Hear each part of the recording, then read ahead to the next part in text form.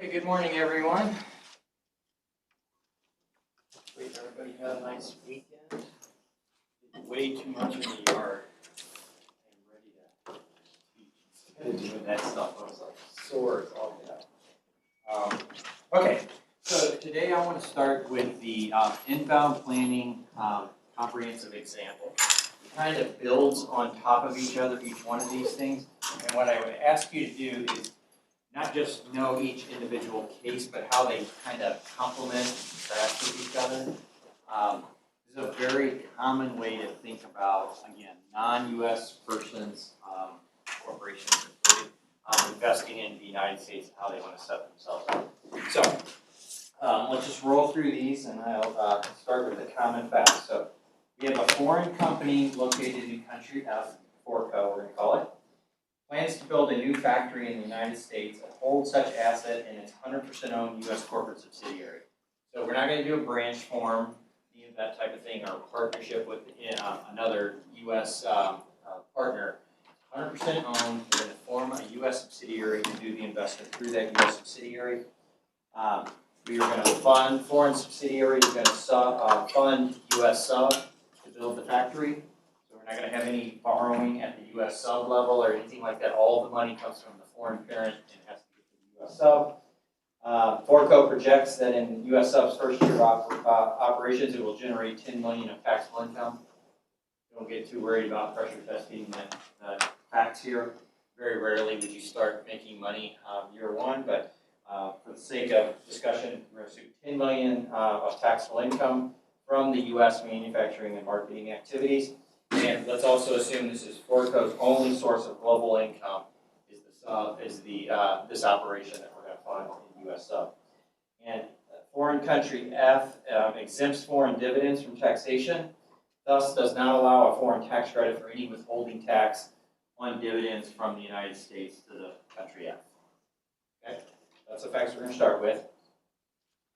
Importantly, all of these examples are going to build off of these three kind of toggles between the two. So the worldwide effective tax rate on Forco/U.S. sub earnings, because U.S. sub is the only one who's going to create earnings in this example, are going to vary significantly depending on several factors. The tax profile of country F, whether country F is low tax or high tax country, and low or high tax is relative to the U.S. rate of 21. Not on a standalone basis as to what is low or high, it's just relative to 21% U.S. rate. And the form of the U.S. sub's earnings repatriation. So when we say repatriation, that's usually a movement of funds back to the owner. So people can refer to it with distributions. The distributions could be in the form of a dividend, could be in the form of interest, could be in the form of royalty, but it's how do profits move from the investment jurisdiction up to the owner jurisdiction. Okay? So depending on how we structure our investment, i.e. how does the money get from foreign sub into our foreign Forco into U.S. sub, that's going to give rise to how our future repatriation plans are. So that again, that's the plan. We need to think about this stuff on the front end, how money moves from one jurisdiction to the next. Depending on how you structure that investment will provide you more or less opportunities to repatriate in different forms back to the current organization. And then tax treaty availability, whether there is a treaty in place between the United States and country F in this example. Because we're going to have withholding that's going to go through some of these examples, and whether that withholding tax is material or not is going to depend on whether there's a tax treaty in place. Remember, when we studied withholding tax from a U.S. perspective, it's 30% if there's no treaty. If there is a treaty in place between the paying jurisdiction in the United States and the recipient jurisdiction, country F, we can lower that 30%. And it depends on what it is on the form of repatriation. Right? We're going to study tax treaties a little bit in general later. But we'll have some examples of how that's going to apply. So those are going to be the toggles, if you will, that we're going to play with throughout the examples. Okay, case one. I'll give a volunteer, and that is Meta.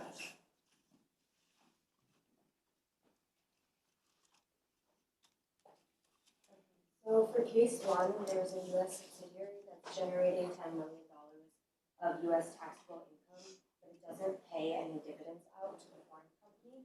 And so because it's not paying out those dividends, there isn't foreign income, and the global tax rate is just going to be the 21% of U.S. corporate tax on the $10 million.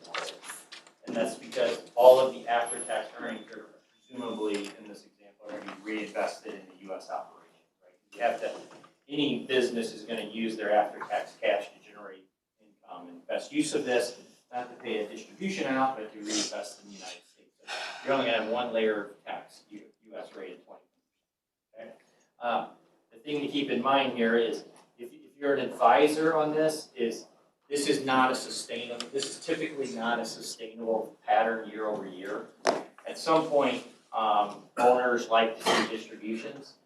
If they're a fully functioning, mature business has been making money over time, they generate excess cash, you'd like to have a distribution out. So even though this could be the case in the near term and for multiple years, I always like to talk to my clients about, okay, there will come a point when you want to take a distribution. What is that going to be? Thinking about that, don't just lock in here and say it's 21% forever.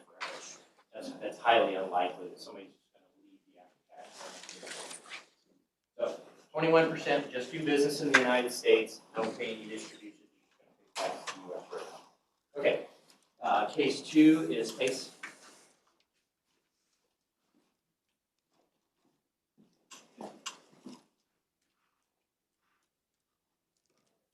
Yeah.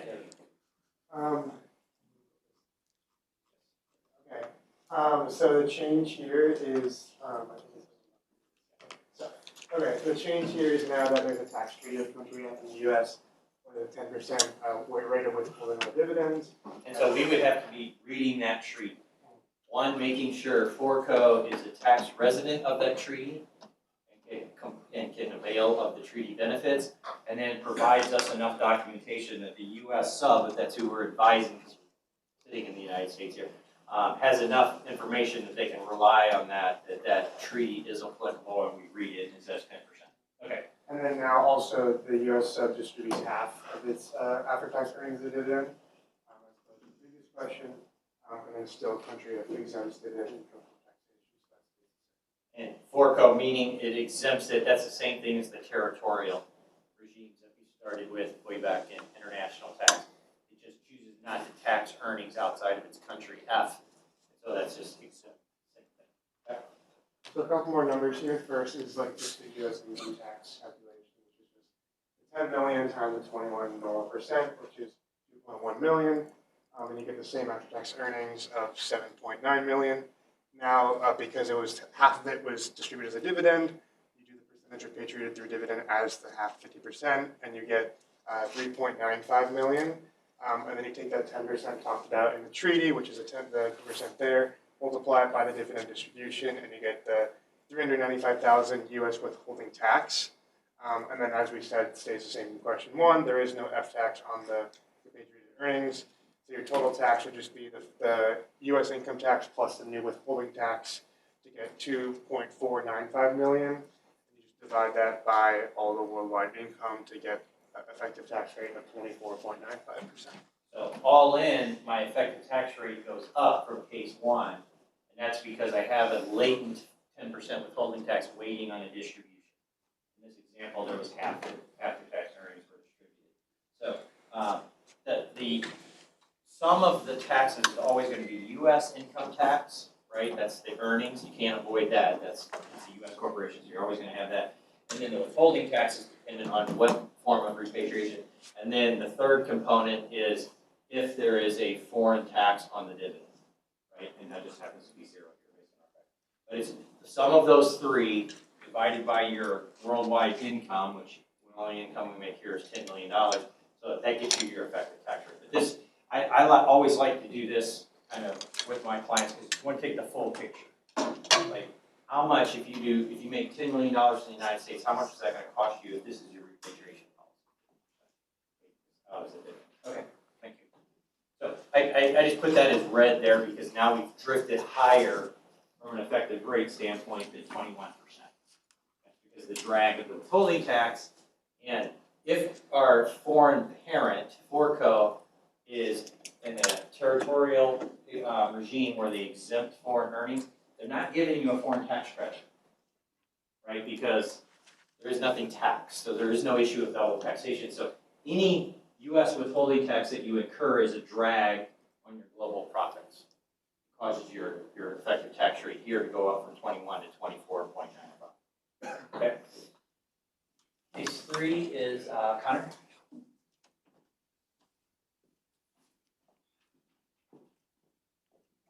So in this one, country F does not have a tax treaty with the U.S. Therefore, the U.S. imposes its statutory 30% rate of withholding on dividends, and they distribute half of it as a dividend. As an example, they have this $3.95 million of additional costs of goods sold, and then we go further, and by repatriating $4 million without incurring U.S. withholding tax, U.S. sub has reduced the worldwide ETR on the $4 million from 21% to 15%, which is the country F's tax rate. I know we had a question kind of like that on the. Did you jump to case 4 on me? Oh, I actually did. Yeah. Sorry. It's okay.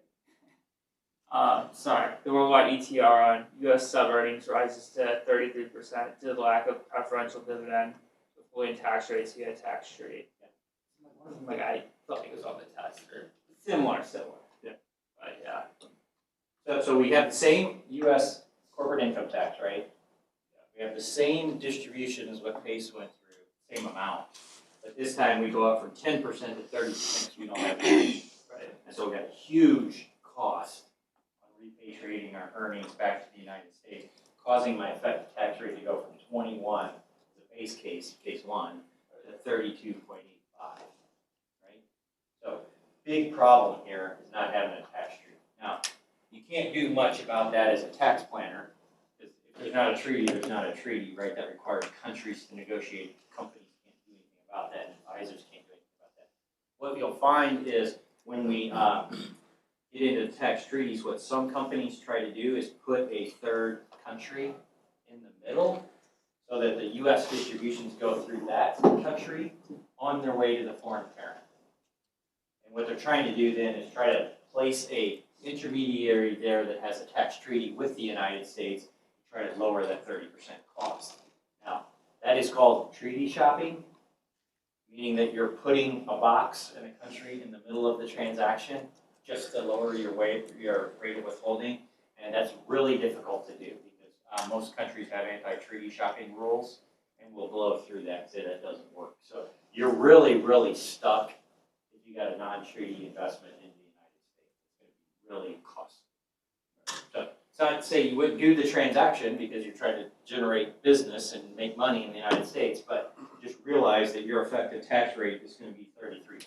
You're going to lose 1/3% of your profits to tax. Okay, okay, case 4, Eugene.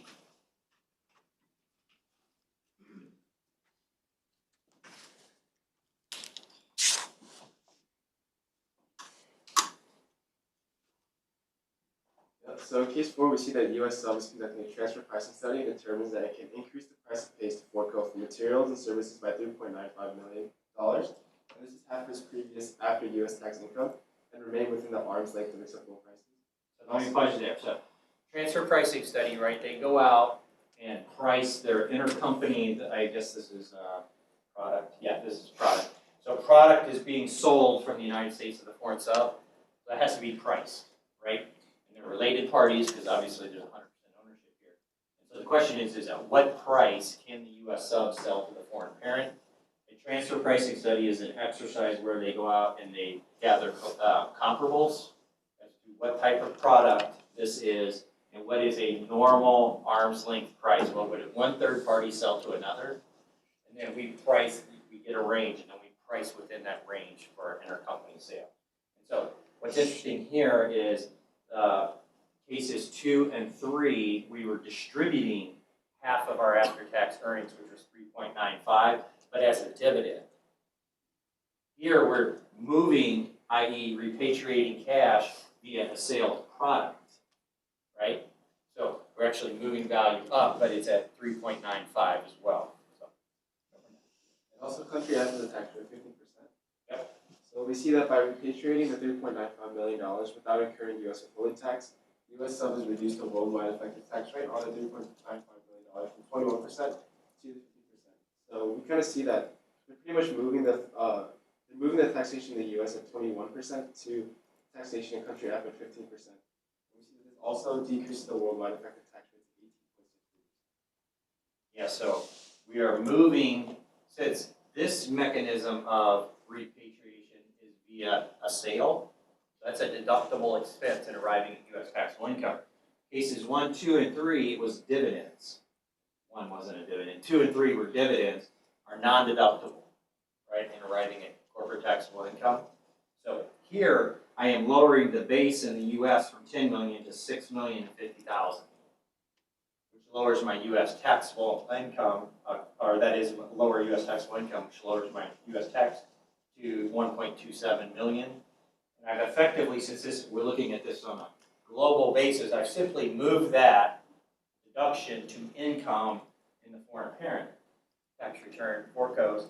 So that 3.95 becomes taxable at the foreign parent at their regular corporate tax rate, because this is not dividend income, right? They're not going to exempt the sale of product when they sell it at 15%. So that 592,000 is a good guy, if you will, because I moved it from a 21% jurisdiction to a 15, which then I put green down here at the bottom because it lowers my global effective tax rate from 21 to below 21, 18.63. I moved it up to the foreign parent. Now, a couple things here. One, I have to have a product flow to do this, right?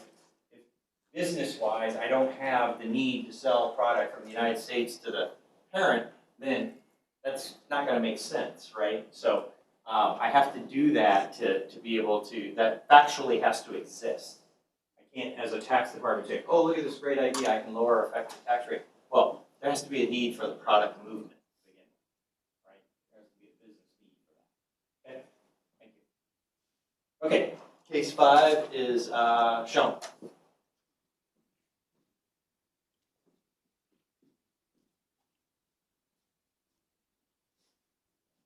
So in this example, US Sub is conducting another transfer pricing study. It determines that it can also increase its price that it pays to Forco for materials and services by 3.95 million. So I probably misspoke on the earlier one. So the sale is from the foreign parent to the U.S. sub. Right? Sorry, it wasn't the way I'm saying it, the opposite way. That's how we get a cost of goods sold deduction. Okay. So the tax rate in this country this time is 30% instead of the 15%. So by utilizing the transfer pricing to repatriate funds, Forco can avoid the U.S. withholding tax that would have been applied to a dividend.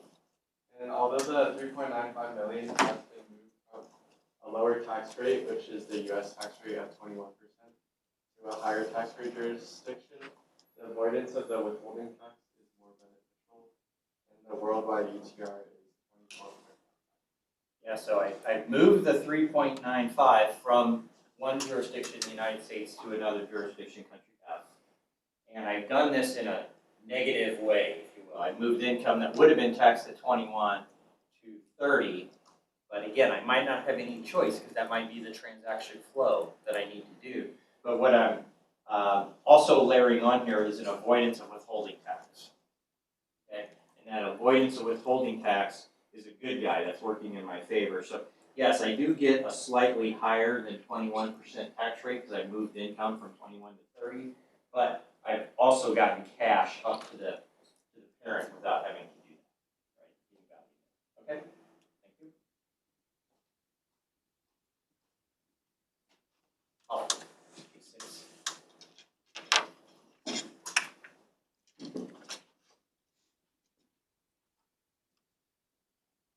So on this one, it's a low tax parent country, and they're paying, the sub is paying interest and royalties to the parent, and they have a tax treaty. So And so if I just, I think the textbook refers to this as earnings stripping. Okay, earnings stripping is a term of art that is usually meant to to say that I'm moving funds from one jurisdiction to another jurisdiction in the form of a deductible payment.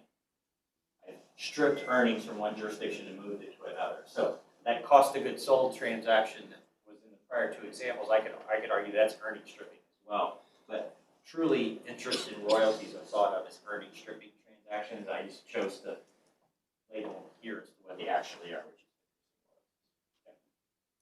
So, the US sub has, for interest and royalties income of 10 million, and then they give 2 million of interest and 1.95 million of royalties to Forco. And So let me pause you there. So factually, I have to have that, right? The only way I can get interest is I have to finance you with a loan so that you pay me interest.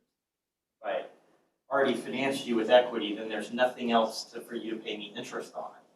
And the royalty component has to factually be there as well. I have to have the foreign parent licensing intellectual property to the subsidiary that the subsidiary can use, and then compensate the foreign parent for the use of that intellectual property in the form of a royalty. So I can't just do these things after the fact. I have to think about these ahead of time so that I get my facts straight so that I can eventually have those types of payments back to the US, or back to the foreign parent. so then the US sub pays tax on the 6.05 million of income at 21%, and then the interest and royalties have no withholding because of the treaty. Which is very common. Many tax treaties do not assess withholding tax on interest and royalties. I think premised on the fact that those are usually taxable in the other country. So if they're taxed in the other country, do I necessarily need to withhold on them? So I think that's a lot of the reasons why in a treaty context, those withholding rates go all the way down to zero. And similar to the last example, they get to avoid the withholding tax, the cash goes straight to the parent. And then that's also a lower tax country than 21%, so they just pay the 15% tax on the 3.95 million of the interest and royalty. And then there's no credit, so the total effective tax rate is 18.6%. And that's the same as case 4. Case 4 was the transfer of goods between the two, and so U.S. was paying for goods from the parent, so that got cash movement of the same amount, 3.95 million. This I just said I had interest and royalties that summed to 3.95 million, and whether I do one or the other is factually. Do I have a transactional flow that makes sense between the entities? Or do I have an interest that I have to pay for previous funding via debt? Or do I have a royalty that needs to be paid for the access to intellectual property? That's just going to be factually. So I could have part cost of goods sold, part interest, part cost of goods sold, part royalty. I could have all three. It depends on your factual nature. But this is the 18.63 because I am moving that income from a 21% jurisdiction down to a 15% jurisdiction. And I'm doing it really good here because I have no withholding tax on that movement of those funds. Okay. Perfect. Case 7. So I want to do case 7. I'll do case 7. Okay. Same facts as case 6. I paid 3.95 of interest and royalties to Forco, except country F has a high tax rate now relative to the United States of 30%. So just as in Holly's example, I'm moving the same 3.95 in the same mechanism, interest and royalties, still no withholding tax because that's pretty common in tax treaty situations. Now my variable is I have a high tax foreign parent. They're just in a country, Germany or France, that taxes income at a higher rate than 21. So that's going to be, I'm moving income from 21 to 30, so now you see I'm moving, my effective tax rate creeps up from 21% because of that movement of funds between two jurisdictions. Now I have avoided withholding tax on this, so if I compared this to some of those earlier examples where if I were trying to pay the 3.95 million up as a dividend, I got hit with 10% withholding tax that wasn't creditable, or 30% withholding tax that wasn't credible, then this is better than that scenario. But again, I have to set my facts up at the beginning to make sure that this happens. I have this type of flexibility. So I think this does a nice job of kind of comparing and contrasting between these things.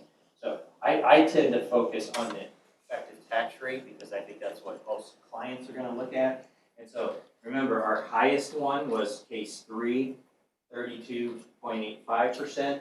That was because I was non-treaty dividend. Non-treaty dividend is 30% sunk cost because the foreign parent is an exempt territorial jurisdiction. So they're not gonna tax the earnings, so there's nothing to credit it against.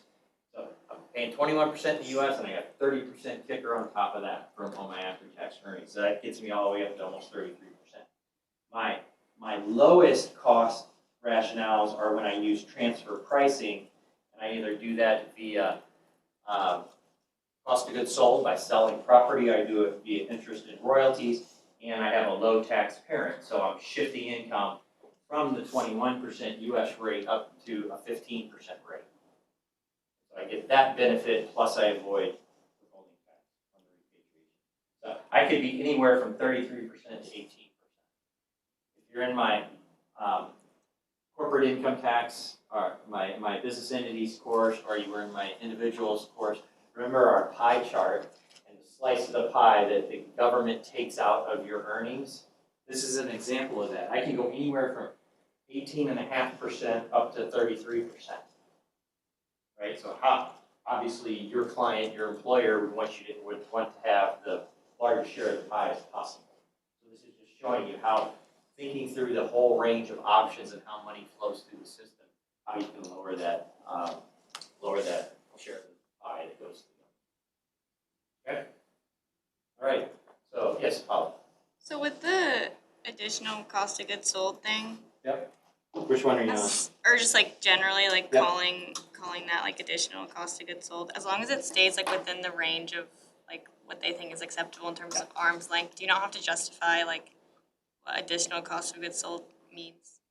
Well, you have to have a transaction flow, so you have to have a sale from the United States to the foreign parent. That's something the tax advisor is not going to be able to create. Either the business wants to do that, and there's a need for selling that product up.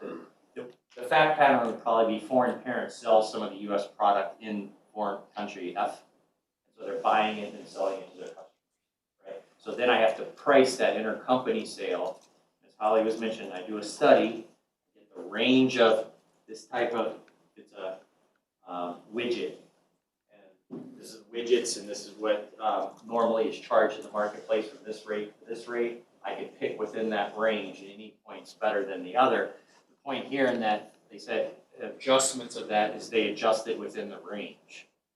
So if it's 3 to 5%, picking out percentages, then if I want to go higher and move more income, I could drift up to the 5. If my facts were one of the higher tax countries and lower tax, maybe I drift down to the 3%. And then it just depends on volume of the transaction flow as to whether that adjustment makes any material difference. But yeah, you do have some flexibility on transfer pricing, just because transfer pricing studies don't give you just a flat rate. They usually kind of cover themselves with that. Okay, so that's it for inbound. Okay, so now we're going to jump back to some specialty concepts, and these are largely going to be in the outbound context. So again, we're going to put our U.S. tax hat on, sitting in the United States.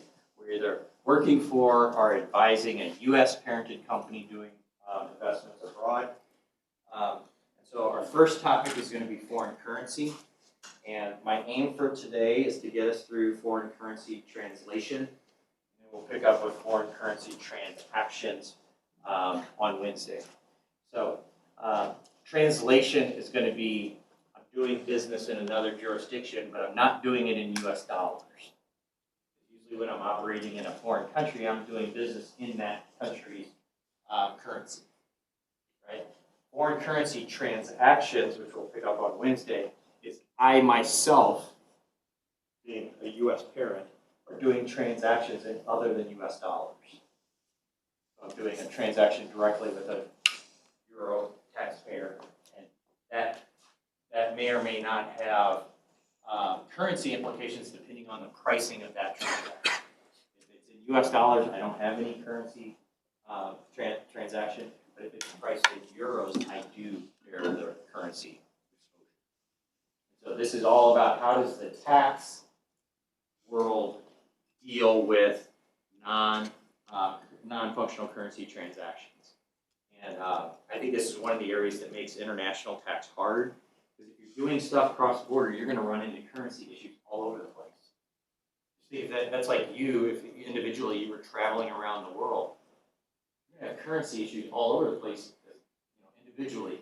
Businesses that are multinational in scope are facing these every day. And if there's a risk in a business, they will try to mitigate the risk. A lot of times they do that via hedging and derivative transactions to try to mitigate that currency exposure. That itself then has tax implications. So this stuff can quickly morph into very, very complicated areas. It can be some of the most complicated topics in taxation, in my opinion. Because this is the intersection in many times between financial products and taxation. Because the financial products that are out there that can help mitigate exchange risks are very complicated in themselves. And so I always think this is not an area to dabble in.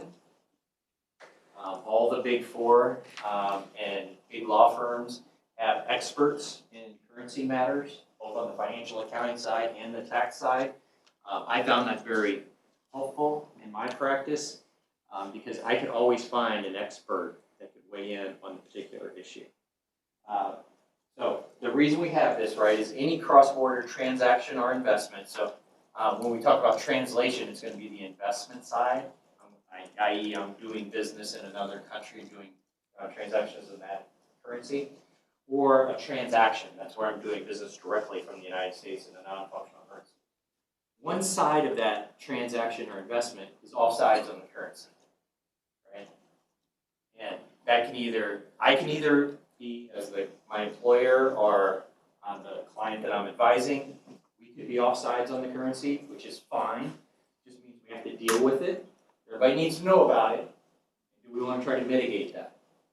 How are we going to mitigate that? What are the tax implications? If we're doing that in US dollars, so that it's not, my client does not have the exposure, the other side of the transaction has that exposure.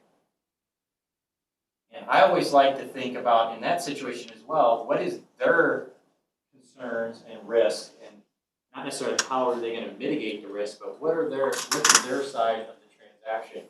Because that will affect pricing, that will affect negotiation, because a savvy business person is going to understand whether they got currency exposure, and then they may ask for a higher price, or something like that. So even though my client might not have the exposure because we're going to do it in US dollars, I might have to pay more for that transaction, whatever it is, because the other side has an exposure that they're trying to deal with. So I like to look at these things, again, if a trusted advisor looks across the transaction, think about who is bearing the exposure.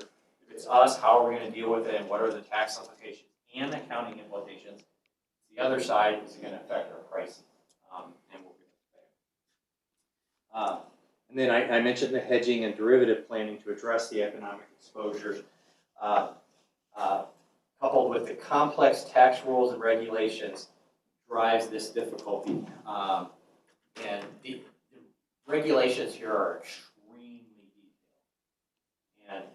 And I have never encountered these transactions where the number's not very big.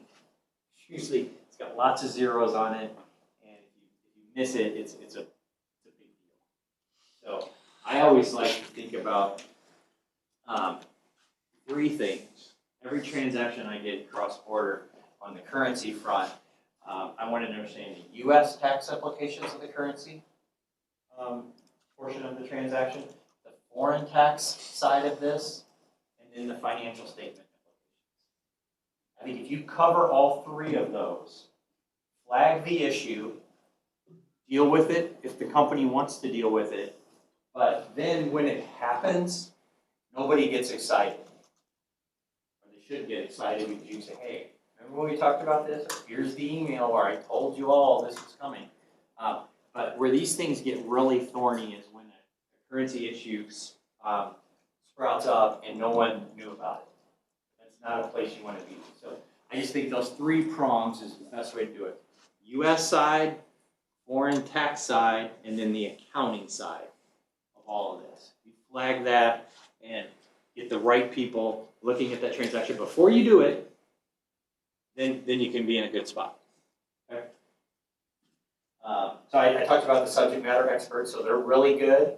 But I think all accounting and tax practitioners, so even if you're not even going to go into tax, you're not going to go into accounting, you're going to be a business person, flagging currency issues is going to make you look really, really smart.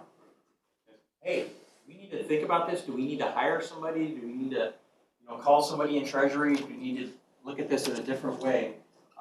Just flagging the issues so that they can be first identified and then communicated to leadership or clients, so that people can deal with these things is the best practice.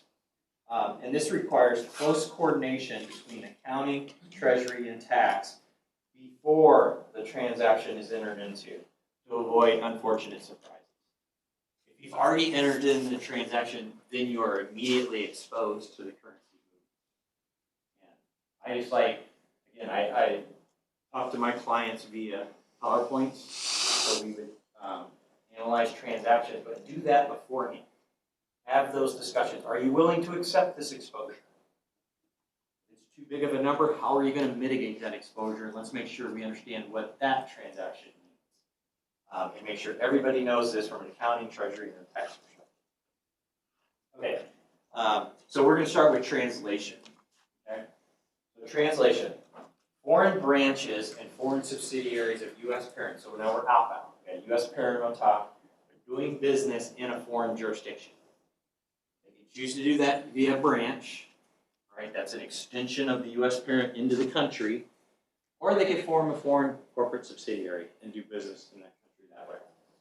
They typically do their business and maintain their books and records in the currency of the host country, non-USD, right?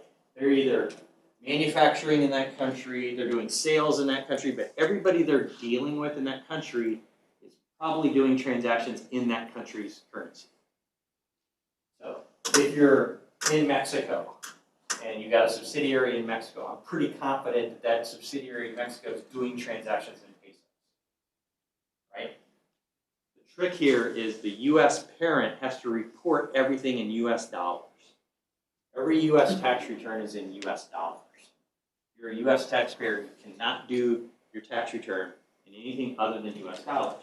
So I have a translation issue. Just like my financial statements, right? If I'm a U.S. parented company and I'm preparing financial statements have to be prepared in U.S. dollars. So that activity, that local host country activity done in that country, that country's currency, has to be translated into U.S. dollars. Examples of foreign items implicating translation issues include income or loss of a foreign branch, including the translation of its foreign income tax payments. Right? Remember back to international taxation, I wanted to pay foreign tax credits. I get it. Paying my hypothetical, my Mexican operation is paying tax in Mexico, they're paying in pesos to the Mexican government, right?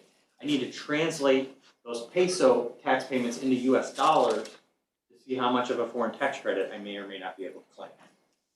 Again, all of those things have to be in U.S. dollars on a U.S. tax return. Remittances made by a U.S. branch to its U.S. parent corporation. So if I have a foreign branch, right, that's an extension of the U.S. parent doing business in a foreign country. They will, and they're going to be doing all facets of a business. They're going to have income, they're going to have expenses, and they're probably going to make money at some point. That's the goal, right? Then, how are they going to get that money back to the United States?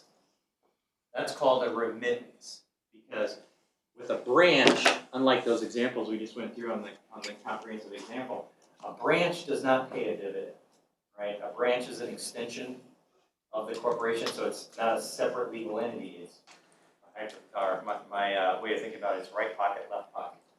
Right? It's nothing. But I am taking, say I do my hypothetical in Mexico in branch form. Everything's being done in pesos. End of the year, I got more pesos than I need in that operation, so I want to distribute some of that to the U.S. That's called a remittance. that remittance is, all the funds are in pesos. So how do I compute the difference between when I made money in pesos, that's our translation issue, to the point when I made a remittance of the after-tax earnings to the U.S. Because the currency is going to be different. See, the translation rules are different. And do I win or lose on that transaction? Meaning, do I have an economic gain because the dollar increased against the pesos, or do I have an economic loss? I said that the wrong way. Do I have net? This is what you have to do in currencies as well. So make sure you don't want to be wrong by having your pluses and minuses wrong. So if the dollar increases against the pesos, I have a loss because I made money in pesos, and when I distribute it out later, I got less U.S. dollars. If the peso gains against the dollars, then I economically increase because the pesos buy more dollars when I translate. So the rules are set to tax affect the economic gain or loss between when the money is earned in branch form and reported by the U.S. parent to when the monies are actually distributed to the United States. Okay. Remember back to international taxation, I have anti-deferral rules for foreign subsidiary corporations. Subpart F, right, that was certain transactions of a foreign subsidiary, controlled foreign subsidiary, were immediately taxed in the United States. Those transactions in the foreign subsidiary are denominated in other than US dollars. So those examples we went through back then looked like they were in US dollars because we weren't dealing with currencies, but they're likely in other currencies. So we have to translate that into US dollars. We have the GILTI regime that was in effect from 2018 to the end of last year. Again, that's the global low tax income regime. That's where the U.S. is going to tax those earnings immediately in the United States. Again, those transactions that gave rise to the GILTI are not in U.S. dollars. I have to translate those back into U.S. dollars.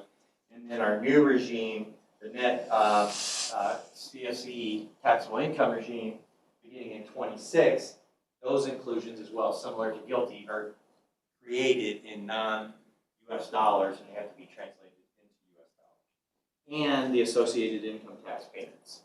Again, subpart F, GILTI, NCPI, I have foreign taxes that I can credit against my U.S. tax liabilities. I can translate foreign taxes as well because they're paid in non-U.S. dollars.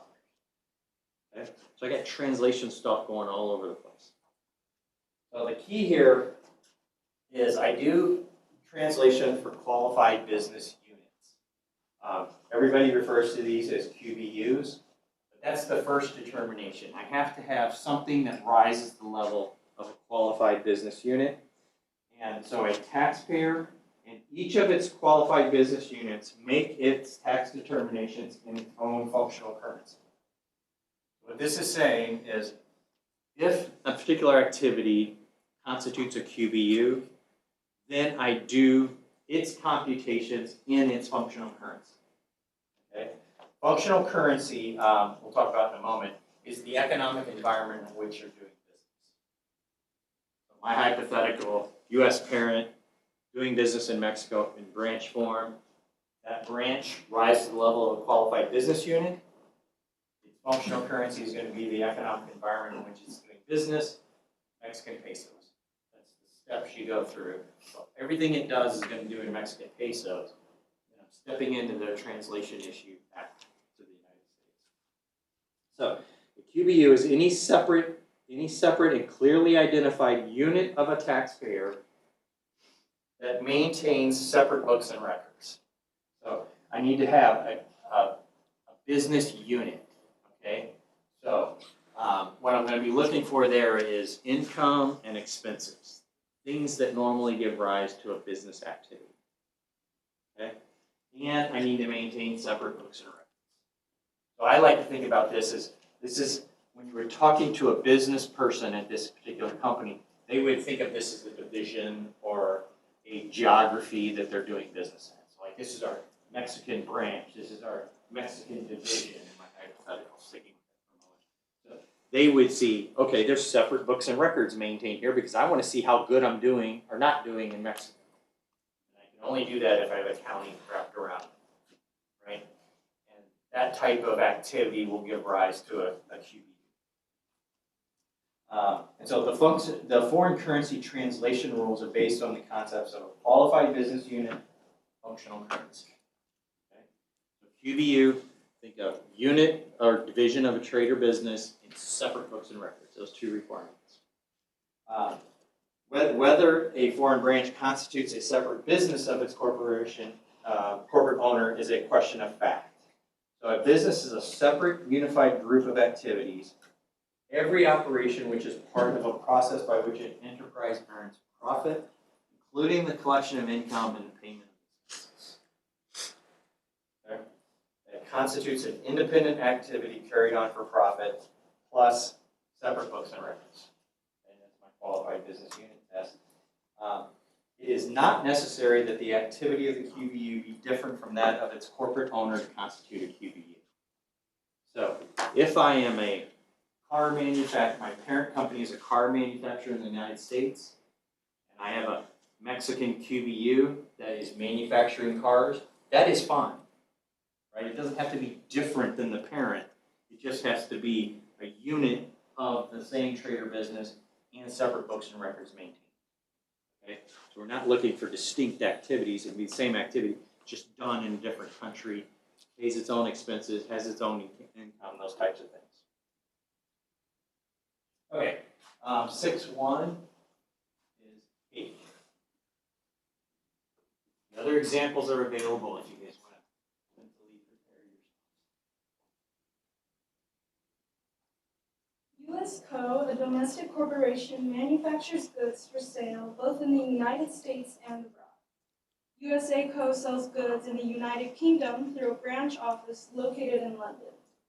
The London office has its own employees who solicit and process orders. USA Co. maintains separate books and records for all of the transactions entered into by the London office. Let me pause you there. So we're looking at what is happening in the UK. So I have sale of goods in the UK, and I have a branch office, and I have my own employees who solicit and process orders, right? That really looks like every unit of a trade or business, right? It's doing the same thing as the USA co-parent, but that doesn't matter. It's in a separate country. I do everything that generates business activity in there, from the collection of income and the payment of expenses, and I maintain my own books and records because I want to understand how I'm doing in the UK. I'm going to have a QBU for the branch. Okay. USA Co. qualifies as a QBU because it's a corporation. The branch sales office in London also qualifies as a separate QBU because its sales operation constitutes a separate trade or business, and it has a complete and separate set of books and records that it maintains with respect to the branch sales operation. So the one part in there, it says the USA Co. is a QBU by virtue of being a corporation, so it automatically is a QBU. And we looked at the facts of what's happening in the UK and determined it to be a QBU. The net result is the USA Co. Does its reporting in US dollars, and UK branch does its reporting in Great Britain. Okay? Hence my translation issue. Okay? Perfect. Thank you. So I have a translation issue because UK branch, remember we started with different types of business entities. That UK branch is a flow through. All of its activities are immediately taxed in the US, so I have to take things that are reported in pounds and report them on a tax return where the taxpayer is doing all that in dollars. And then the second part of what we're going to finish with today is then I'm going to maybe actually make distributions from the UK branch. And then I have a difference between when I made the money and I distributed the money. When I made the pounds and distributed the pounds. And did the US win or lose on that delay?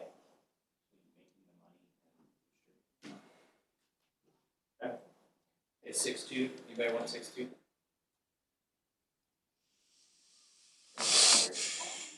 Go ahead.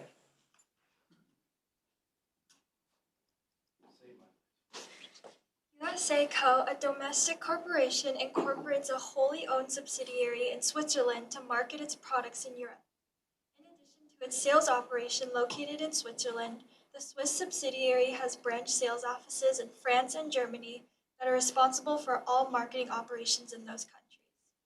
Each branch has its own employees, solicits and processes orders, and maintains a separate set of books and records. So that factual determination, again, we're looking for is that type of business activity going on there, income and expenses, separate books of records, right? USA Co. and the Swiss subsidiary are both QBUs because of their corporate status. The French and German branches are also QBUs of the Swiss subsidiary because each sales operation constitutes a separate trade or business for which separate books and records are maintained. So I've identified all my QBUs. I have two that are per se QBUs because they're corporations. So USA Co. is doing things in US dollars. Swiss subsidiary has to do things in Swiss francs. And then I have two branch operations of the Swiss subsidiary that are QBUs, and they're doing business in euros. And so now I got multiple currencies going on here. I have euros to Swiss francs, and then I have ultimately back to US dollars. Okay, so I have lots of things going on here. So just multiply this out on a large org chart in 50 different countries. And many times countries are stacked on top of each other. I got currency things going on all over the place, right? I have to track all this stuff from both an accounting perspective and a tax perspective. Okay, so we have our QBUs. So now we have to determine what is the functional currency of our QBUs. And functional currency is important because each QBU makes its computation, which is computing its taxable income, in that functional currency. The functional currency of the QBU, as I mentioned earlier, is the economic environment in which it conducts a significant part of its activities. So in these examples, when I'm looking at these branches, I don't just look at what country the branch is in. That's many times to give me an indication of what the currency is, but I have to look inside the branch and say, what are the activities that are going on there, and what currency are those activities being conducted in? And if I have a significant part of those in one particular currency, then I designate that as my functional currency.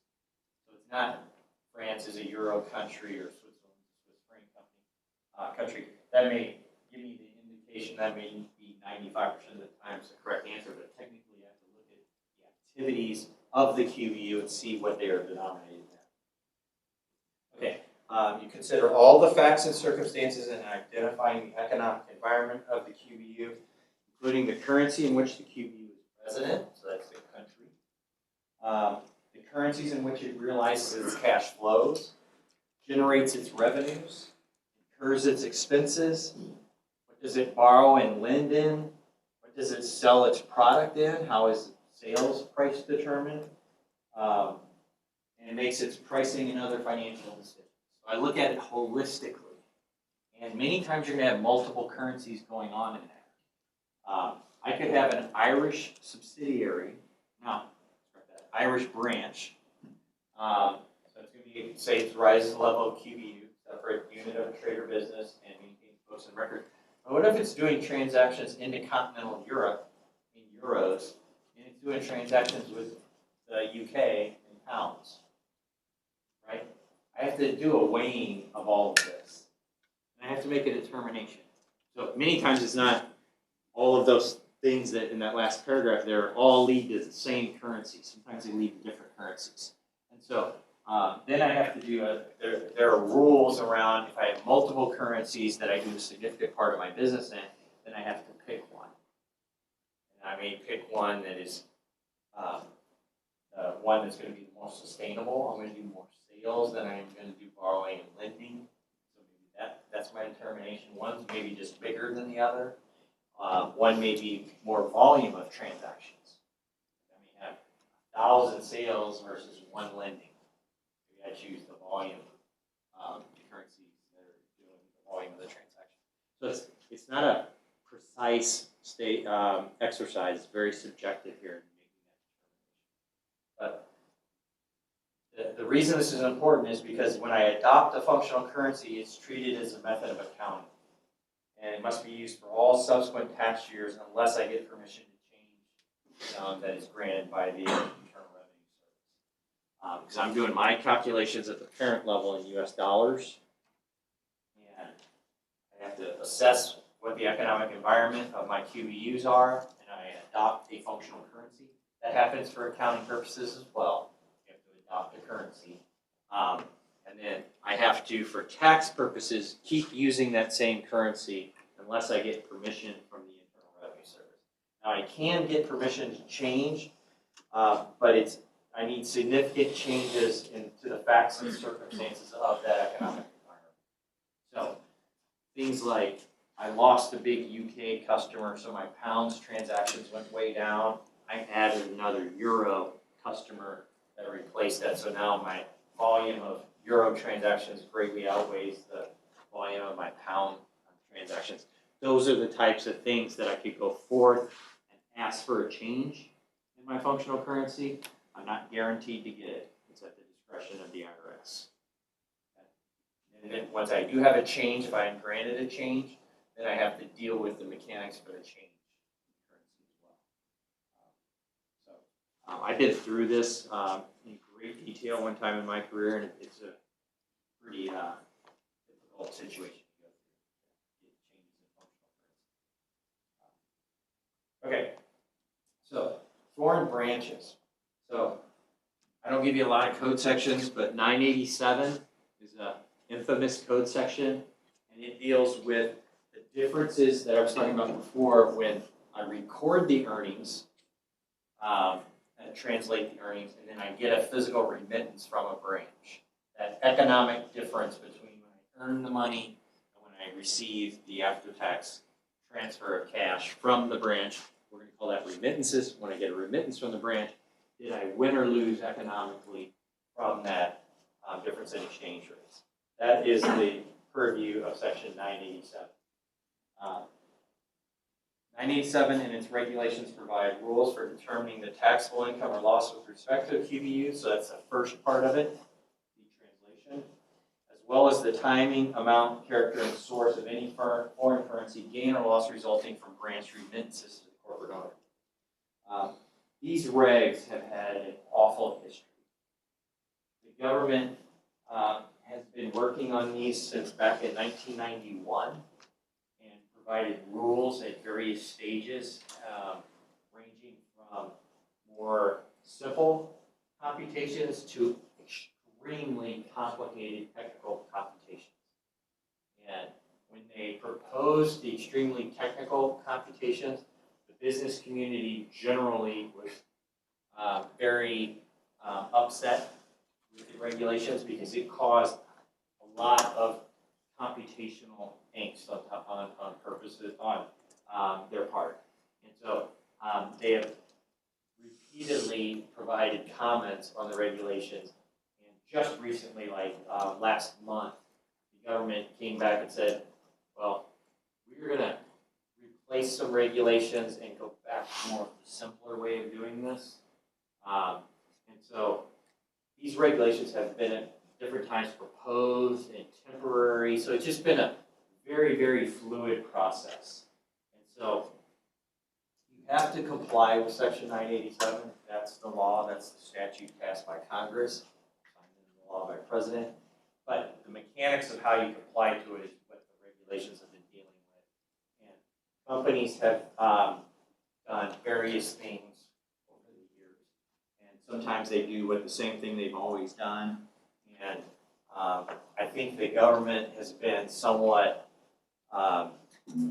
relaxed in allowing taxpayers to adopt a particular methodology as long as they stay with it, because they understand the complexity that they've tried to introduce over the years. So if you get to working on a client or working for a corporation and they do 987 calculations, just be prepared for there to be a lot of noise around that. So hopefully the government's going to get their act together and they'll come out with some simplified final regulations at some point. But it's been going on since 91. So a long time. Okay. And so I talked about the recent government then we'll maybe kind of go back to the simpler computational method. I'm going to show you that computational method here, so you can just kind of see where they're headed and what companies have largely been doing in the past. There might be some bells and whistles on there that certain companies are doing based on other guidances come out of it. Okay. If a foreign branch is a QBU and it has a different functional currency than that of its U.S. corporate owner, the taxable income or loss of the branch is computed in its functional currency and is then translated into USD using the average exchange rate for the year. Okay, so that's our translation mechanism. My example, U.S. car manufacturer operating in Mexico in a branch doing car manufacturing activities in Mexico. If it has a different functional currency, if those transactions of that economic environment are in peso, then I compute my U.S. activities in U.S. dollars, I do my peso activity in pesos, and then I convert that peso activity into U.S. dollars at the average exchange rate for the year, which makes sense. I'm doing business in Mexico for 365 days. I take all of that combined activity in a peso income statement. I convert that into U.S. dollars at the average exchange rate for the year. Okay. 6.3. So USA Code, domestic corporation with U.S. dollars as functional currency has a branch in France that qualifies as a QBU, separate unit of a trade or business, maintains separate books and records, with the euro as its functional currency for the economic activities environment in which it's doing business. In year one, the branch derives 50,000 euros of income from performing services in France. 50,000 euros because that's the functional currency of the French QBU. Right? The average exchange rate for the year is €1 equals $1.02. For U.S. tax purposes, USA Code recognizes $51,000 of income in year one with respect to services income generated by the French QBU branch. That is the 500. That's the 50,000. That's the typo there. That's the 50,000 of euros times $1.02. The average exchange rate. That's how I deal with the translation issue. 987 is going to then go say, well, what if that French QBU makes it remittance to the United States? It's a separate computation. This is just how do I get those euros put on my U.S. tax return, because that activity is done in branch form as immediately taxed. U.S. parent corporation recognizes a Section 987 gain or loss. That's what we call that second step of the transaction if and when there's a remittance from the branch to the U.S. parent. That happens when the remittance, usually in cash, but it can be non-cash property. If you're in my business entities course, we're going to start talking about corporate distributions today. Most corporate distributions are in cash, but it is possible to transfer a piece of machinery out. And I'm sure in my hypothetical, if I got a U.S. car manufacturer and a Mexican car car manufacturing QBU, there might be some tangible property besides cash that moves between. Do distributions only apply to like partnerships or specifically MLPs, or can it apply to other like corporate like structure or other structures? So I think of distributions as being very broad. Okay. Then characterizing what the distribution is for tax purposes, to me, is the challenge. Like if it comes from a branch, then technically it's not a distribution, it's not a dividend, it's a remittance. Because again, right pocket, left pocket, there's nothing else there. If it comes from a corporation, what we're going to study next hour, is if it comes out of earnings and profits, then it's a dividend. Okay. If I don't have earnings and profits because I've lost money, then it's a return of capital. If it exceeds my capital, then it's a capital gain. So there can be lots of different tax technical terms for a distribution of cash. And so partnership distributions are distributions. I would say that stays as a distribution, but how is it tax affected is going to differ a lot depending on types of partnerships. We'll cover more in business. Yeah, be careful what people are calling things in the business that you're talking about, that may not be the tax term that needs to be applied. Okay, so when a foreign branch makes a remittance, let's say it's in cash, but it could be non-cash property, to its U.S. parent, and the U.S. value of the remittance differs from the U.S. parent corporation's basis in the foreign branch's accumulated earnings. That's when I have a Section 987 gain or loss. So what happens when this example, when I include 51,000 of the French branch's euro earnings in U.S. taxable income. So now I've taken a U.S. tax basis in those euros. I've included them in the United States tax return. When they are actually distributed, when and if they are actually distributed to me in the form of a remittance, that exchange rate will be different than $1.02 to €1. And depending on if I win or lose economically, I have a 987 loss or a 987 gain. I'm taxed on that economic movement of exchange rates as well, between when I record the income and I take a basis in those earnings to the point when they're distributed. Okay. The rationale behind the recognition of gain or loss upon remittances is that foreign currency is treated as property from a U.S. tax perspective, right? The only currency in which a U.S. taxpayer does not recognize gain or loss is U.S. dollars.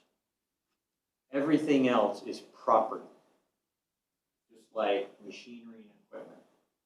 And if I have a transfer of it or an exchange of it, then I have a taxable effect. I don't have that when I have U.S. dollars.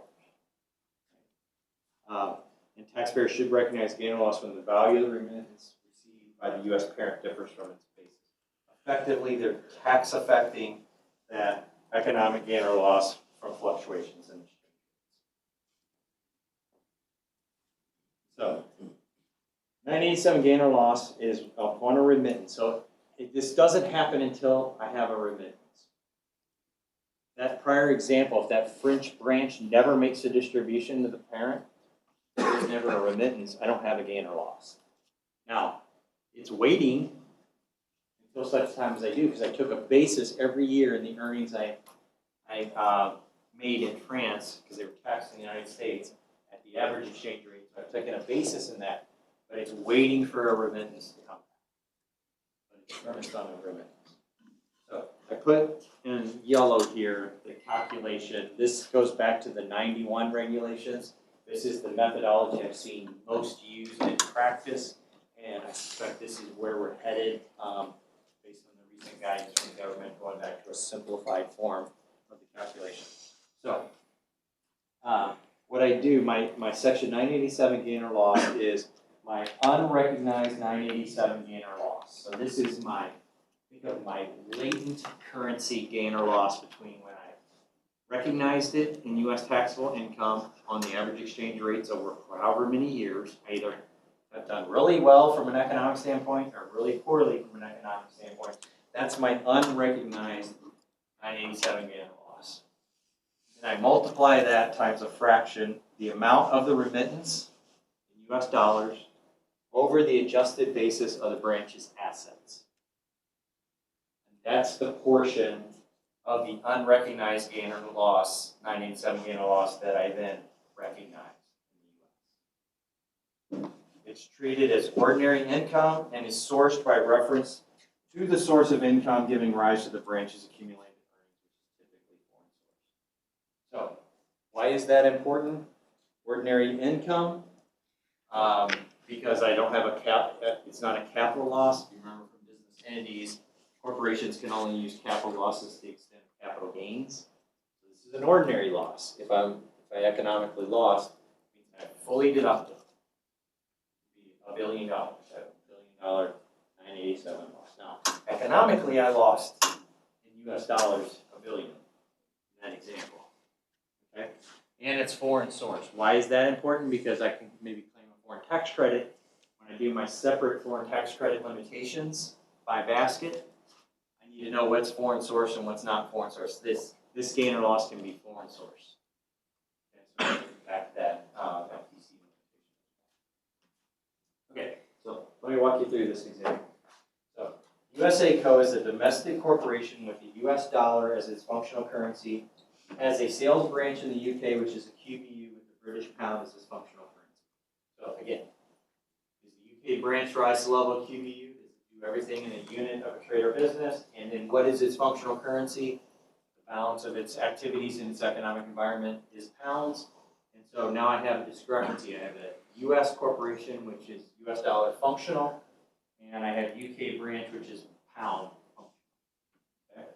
So in prior years, USA Co. reported $420,000 of branch income, none of which has been repatriated, so there has not been a remittance to date. And that $420,000 is the translated pounds into dollars. Okay? Based on the current exchange rate, the branch's accumulated earnings now have a value of $500,000 US, resulting in an unrecognized Section 987 gain of $80,000. So I recorded 420 because that was the average exchange rate when earned.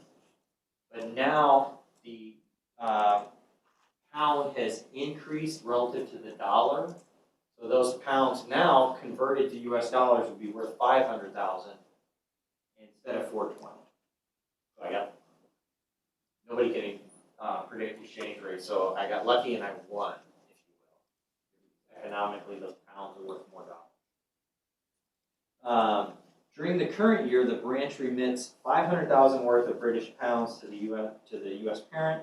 At the time of the remittance, USA Co.'s basis in the branch's assets, including the remittance, was $5 million.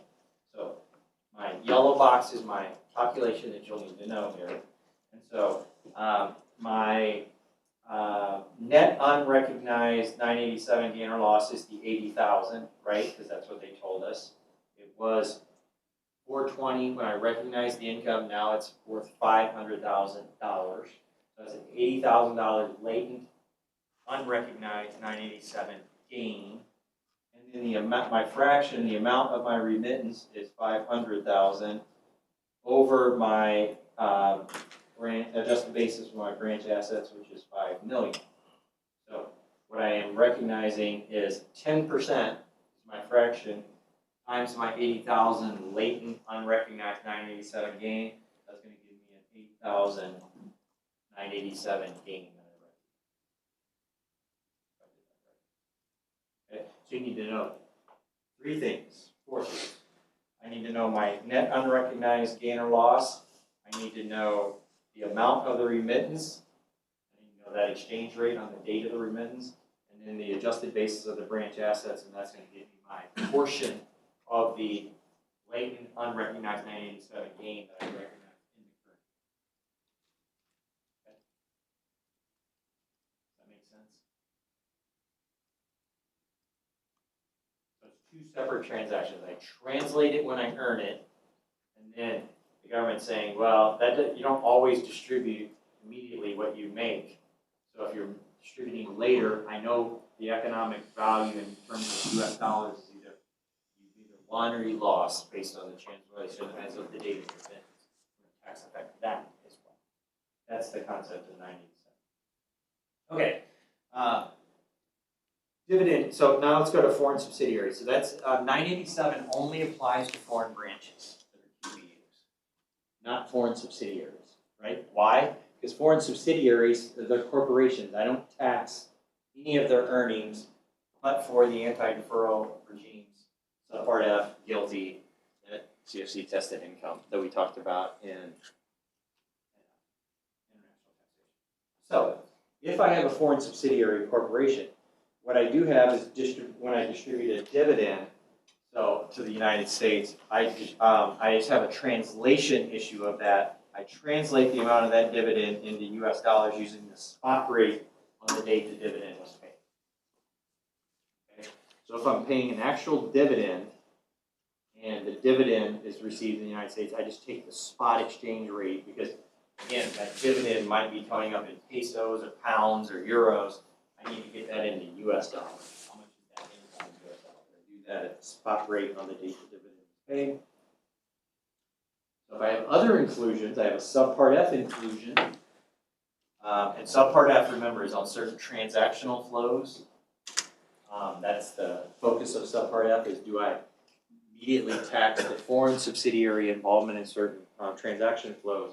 If those are one of the transactions enumerated in subpart F, then I include that in the U.S. shareholders' taxable income in U.S. dollars using the average exchange rate for the year. So I don't look at the spot rate on the date of the subpart F transactions. I just take the average exchange rate for the U.S. dollars in that economic environment in which that subpart F inclusion is occurring. And we didn't talk about this a lot in subpart F and GILTI, but since those are anti-deferral regimes, right, the foreign subsidiary has done that transaction. The U.S. currently taxes some of that income irrespective of a dividend distribution. So, and I'm going to translate that inclusion at the average exchange rate. When there's a subsequent distribution from that foreign subsidiary, it first comes out as previously taxed earnings. PTE is what it's called. So that's to prevent the earnings from being taxed twice. Right? They've already been taxed in the United States. So when they're physically distributed out in the form of a dividend, they first come out as previously taxed earnings. This is the same concept as what we talked about on 987 gain or loss. I'm going to win or lose on those exchange rates. When I included the subpart F income or GILTI, or net CFC tested income, average exchange rate for the year is going to be different than when the earnings are finally distributed out in the form of a dividend. I have gain or loss. That's going to be previously taxed earnings, gain or loss on that transaction. So just keep it in those. It's a very similar concept to branch form and corporate form. I'm just trying to tax effect between when the amounts were included and when I received the distribution. So GILTI for years 18 to 25, net CFC tested income beginning in 26 forward. Like subpart F, when a CFC generates GILTI or net CFC tested income, the inclusion of the shareholder is translated using the average exchange rate. That's because I'm doing lots of transactions, right? GILTI is a big number, and CFC tested income is going to be an even bigger number.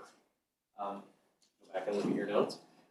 And those will be included on the U.S. shareholders' tax return at the average exchange rate for the year. And they're currently taxable, and an FTC is allowed for a portion of the CFC's tested income attributable to GILTI or net CFC tested income. So foreign income taxes. Accrual method taxpayers, of which U.S. corporations are, generally must translate the amount of foreign income taxes into U.S. dollars using the average exchange rate. So I don't use the spot rate on which I pay the foreign taxes. I use the exchange rate, the average rate for the year.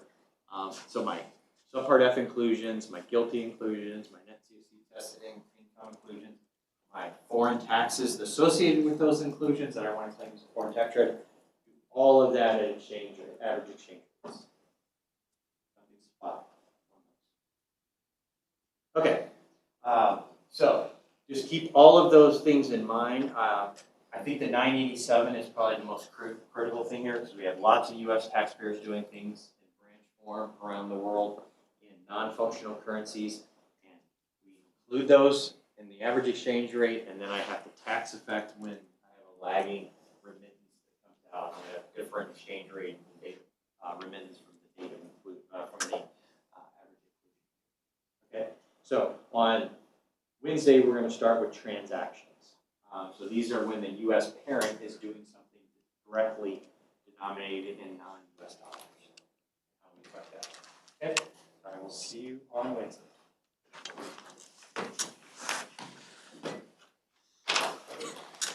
Lots of examples to sign up, guys. Want free.